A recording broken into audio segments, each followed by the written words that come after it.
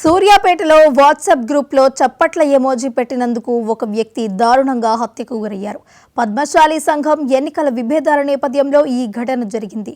కృపాకర్ అనే వ్యక్తి చప్పట్ల ఎమోజీ పెట్టగా శ్రీరాములు తిట్టాడు. సంఘటనలో ఫిర్యాదుకు వెళ్లగా శ్రీరాములు, అతని కుమారులు, అనుచరులు కృపాకర్పై దాడి చేయడంతో అతను మరణించాడు. ఇక ఇదే అంశానికి సంబంధించి మరింత సమాచారం మా నల్గొండ జిల్లా ప్రతినిధి రాము అందిస్తారు.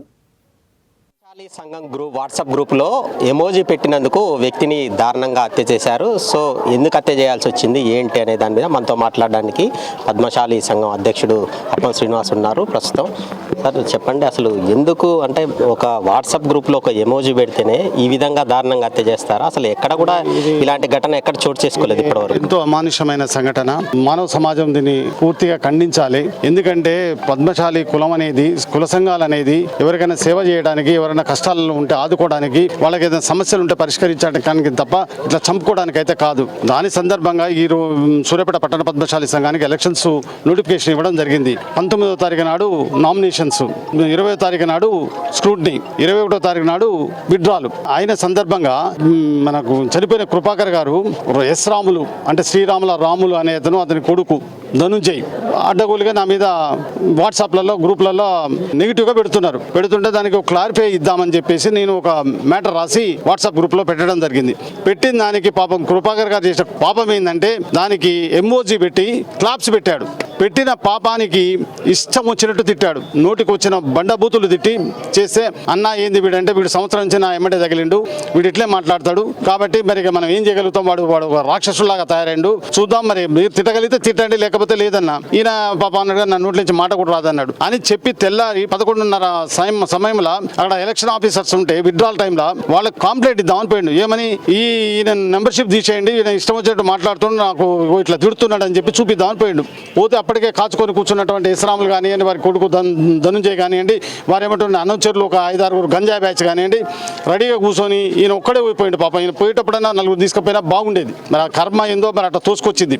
ఆ పోంగానే చుట్టూ 6 చేరి మా భవనంలోనే విపరీతంగా కొట్టేసరికి ఆయన అదే స్పాట్లో చనిపోయాడు. అదేంటండి, ఇంత పెద్ద మనిషి 6 ఫీట్ల మనిషి అప్పుడే ఎట్లా చనిపోతాడు, దెబ్బలు కొడితే చనిపోయాడు అని అంటే, చనిపోయాడు సార్ ఆయన పట్ల కొట్టిరు, చనిపోయాడు ఆయన. కాబట్టి దీని మీద చట్ట ప్రకారం కఠిన చర్యలు తీసుకోవాలి. అతను ఇమీడియట్లీ అరెస్ట్ చేసి, వాడు అబ్స్కాండ్ గైడ్, వాడిని ఇమీడియట్లీ అరెస్ట్ చేసి వాడిని తీసుకొచ్చి కోర్టులో నిలబెట్టి ఉరిశిక్ష వేయాలని నా యొక్క అభియోగం. ఎందుకంటే కులానికి చెడబుట్టిండు వీడు. ఏదైనా ఉంటే మాట్లాడుకోవచ్చు, 10 మంది ఉన్నారు, కులంలో చాలా మంది పెద్దలు ఉన్నారు, వాళ్ళని తీసుకొచ్చి మాట్లాడాలి. ఏ మనిషి చంపుతావా?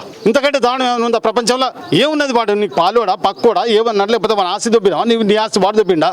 అన్యాయంగా చెప్పిండండి. కాబట్టి ఆ కుటుంబానికి మేము ఎల్లవేళలా అండగా ఉంటాము. వారికి ఆర్థికంగా కానివ్వండి, ఏదైనా సాయం కావాలన్నా కానీ మా పద్మశాలి సంఘాల నుంచి నేను తప్పకుండా చేయగలనని ఈ సందర్భంగా మీ అందరికీ తెలియజేస్తున్నాను. ఒక కుల సంఘం సంబంధించినటువంటి ఎన్నికల్లో వ్యక్తుల మధ్య ఇంత రైవలరీ అవసరం అంటారా? ఏంది అసలు మీరు రాష్ట్ర అధ్యక్షునిగా ఏం చెప్తారు? కానీ ఒక సంఘము అంటేనే ఒక సమాజానికి సేవ చేయాల్సింది. దానికి కొంతమంది బాధ్యతలు తీసుకొని ఎవరైతే చేయగలుగుతారో వాళ్ళకి ఆ గౌరవ పదం దక్కుతుంది.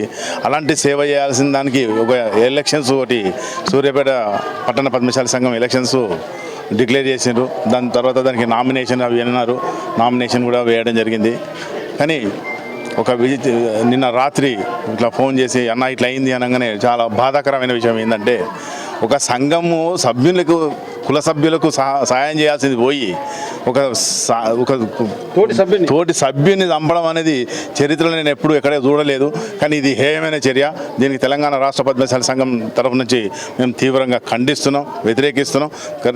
ఎలాగైతే ఉందో మా కృపా గారికి ఏదైతే మా బాధ్యతలు తీసుకున్నాడో ఆ బాధ్యతలు ఘోరం అనిపిస్తుంది, బాధాకరం అనిపిస్తుంది. కానీ వీరికి తగిన శిక్ష వేయాలి, న్యాయబద్ధంగా వీలేయాలి. దేవుడు కూడా వీళ్ళని ఎట్టి పరిస్థితి ఏ రకంగా కూడా క్షమించాడు. ఖచ్చితంగా వీళ్ళకు తగిన శిక్ష జరిగి తీరుతుందని మేము ఆశిస్తూ, కృపాకర్ని తీవ్రంగా దాడి చేసి చంపిన వారిని, నిందితుల్ని కఠినంగా శిక్షించాలని చెప్పి డిమాండ్ చేస్తున్నటువంటి పరిస్థితి ఉంది. ఇక ఈ కుల సంఘాలకు సంబంధించినటువంటి ఎన్నికల్లో ఇటువంటి ఘటన అంటే తోటి సభ్యుని చంపుకోవడం ఎక్కడా జరగలేదు చరిత్రలో. ఇటువంటి కిరాతకులు ఎవరైతే ఉన్నారో చంపిన వారిని కఠినంగా శిక్షించాలని చెప్పేసి కూడా ఆ సంఘం సభ్యులు కూడా డిమాండ్ చేస్తున్నటువంటి పరిస్థితి అయితే ఉంది. కెమెరా పర్సన్ జనార్దన్ కలిసి రాము మహానీస్, సూర్యాపేట.